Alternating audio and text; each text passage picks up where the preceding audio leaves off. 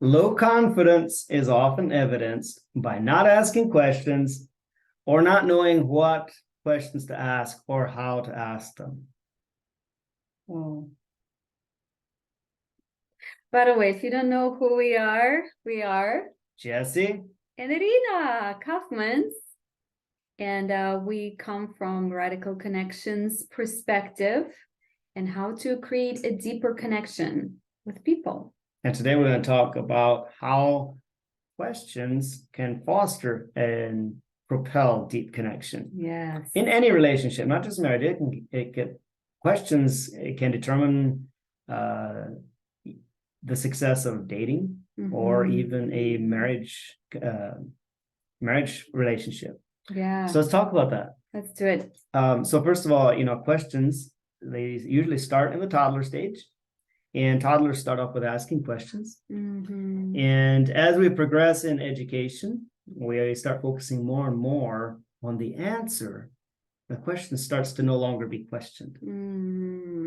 And that is fostered in school, because when in the pursuit of the answer that will get us the grade we want on the exam, we stop questioning the question, because the question was set by someone else, the teacher or whoever created the curriculum. Or, how when we ask our parents so many questions, they get tired of it. Yeah, and they tell us to stop asking questions.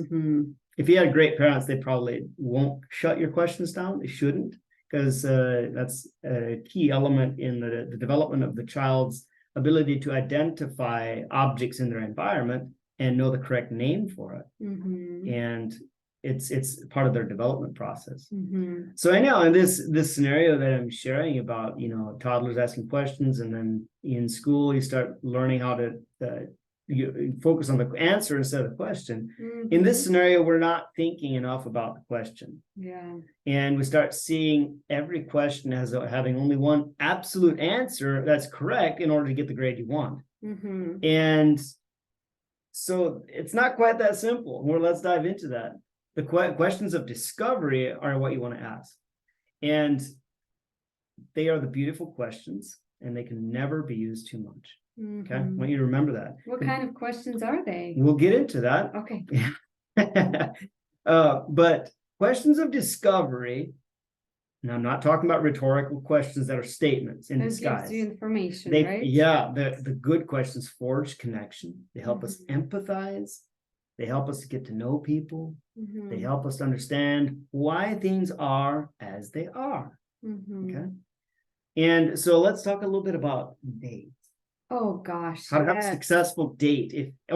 This is for whether you're married or single, because if you're married, you should still be having dates with your spouse. Yeah. Okay. Yeah. But let's go with a first date or a meeting. You'll be far more successful if you ask somebody about themselves rather than tell them about you. Yeah. Okay. Because we all like to talk about ourselves, don't we? We do. Yeah, that's fun. We do. But it's even more fun to get to know another person and ask them questions and get things out of them, so they can go on and on and on and on about their life, who they are, their family, and so on and so forth. And that's only possible if you truly love people, right? Yes. If you don't care about people, you probably won't care about their answers and won't be motivated to ask questions, because you don't care. It's all about you, So on the date, we don't want that. men, Yeah. women. Ask more and tell less. Yes. If your date is not asking questions, be the one to ask questions and see if they're gonna finally. Yeah, and the one that's asking the questions is often the one that comes across as most confident. Yeah. And the one in charge of the Yeah. conversation too. You can lead the conversation with your questions. So what are some questions we can ask? I have some in mind here to share. Ask more questions like, how did it feel when? How was that? How was school or work today? What do you feel about that? Tell me some more. These questions can never be used too much. So, and that's not on the first date. Those questions. It starts on the first date. On a first date. Yeah. But the first date, obviously, you want to ask about their family, where they grew up, what they do, what they love to do, and so on and so forth, right? We already talked about that. It's called form, right? Family, occupation, recreation, and then a message that they kind of spoke to you, you repeat it back to and the them. message leads to the second acronym, which is the message that you want to seek in when forming somebody is their sign, which is strength, interest, goals, and needs. And you note those 4 things as you're asking them about their family, occupation, recreation, and repeat that back to them, affirm them in it, or come alongside them in it. That's how you can discover where you have some similarities. Yes. So not all questions are good. They're not. Yeah. Some questions aren't actually questions. So they're trap questions. Don't ask a statement question or avoid statement questions, right? Like, I for suppose instance, there could be a right time for rhetorical questions if they're asked from a good heart. From the good heart. From a good heart. They're not good or bad. Just be aware. Okay. So not all questions are good. Questions that are rhetorical statements that are intended to force a binary yes or no, while at the same time sidestepping the real issue. Yes. Are the trap questions that you don't want to answer, because things in life aren't necessarily always yes, no, or binary black and white. Yep. Sometimes if we had more information, our answers would change. Okay. So it's presenting the options as a simple binary choice when it's actually more complex than that. When you sense that you're being cornered with a rhetorical question that's actually a statement, where a person is trying to get you to say one thing or the other so that they can accuse you of having said something that you're not actually saying. You're not under any obligation to answer that question. You can respond with another question in return, and that'll put you back in the driver's seat of leading the conversation by you asking questions. Like, you can even ask, why do you ask that question? Right. Why do you ask that? What is the question behind that question? Yeah, you can just ask, why do you ask that?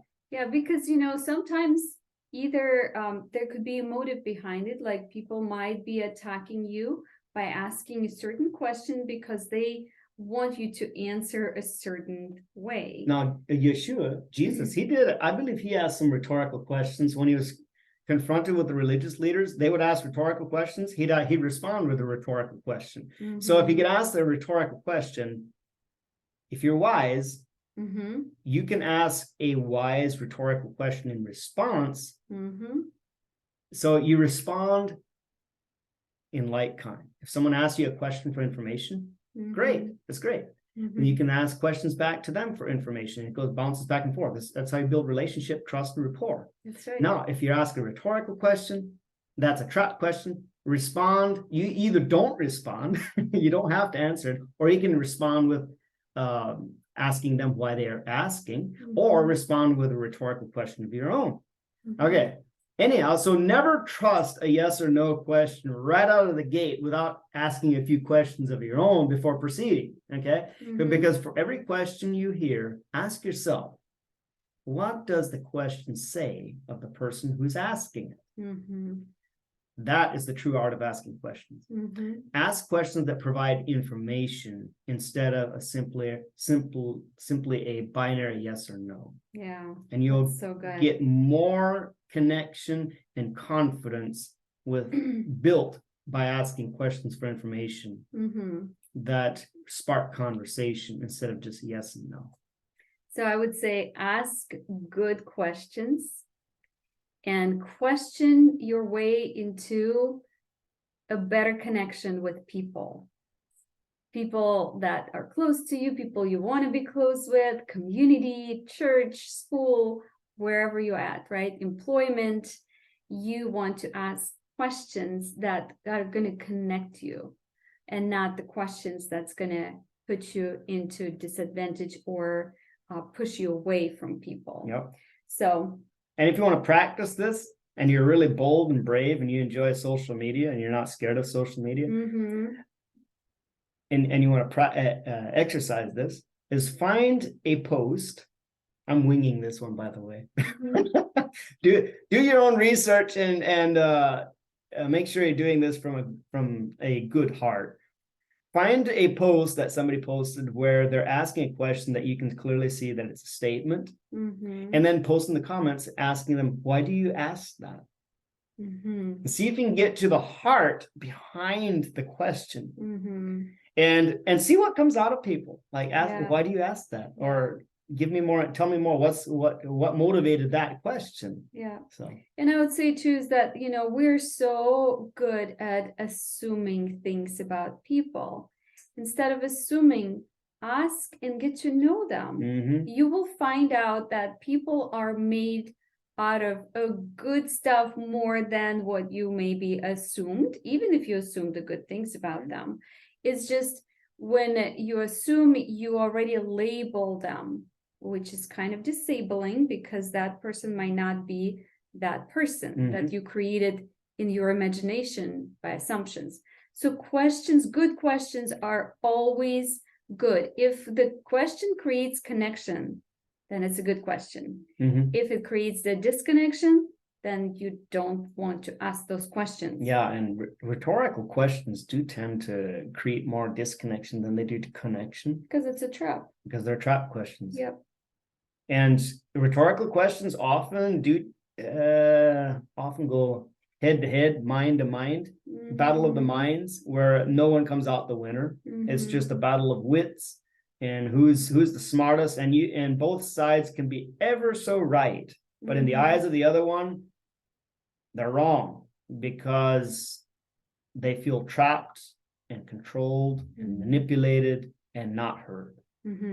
Questions to get real information out of people, to get to know them, makes a person feel heard, understood, and valued, honored, and that will create deep connection, and you'll gain confidence therein. Yes. And, you know, one note, I was talking to Jesse about that just before we started the video, how the more educated you are, usually the less questions you ask. And I was actually trapped in that for a really long time, because when you're educated and you have a degree, if you ask too many questions, then people think, oh man, that person is not smart at all. So I want to help you to remove that lie from you, and know that asking questions, it brings you into childlike curiosity that actually is going to bring you more information. And those type of questions are the type that you ask without an intent to respond. Or to tell. Or share a story, a Me Too story.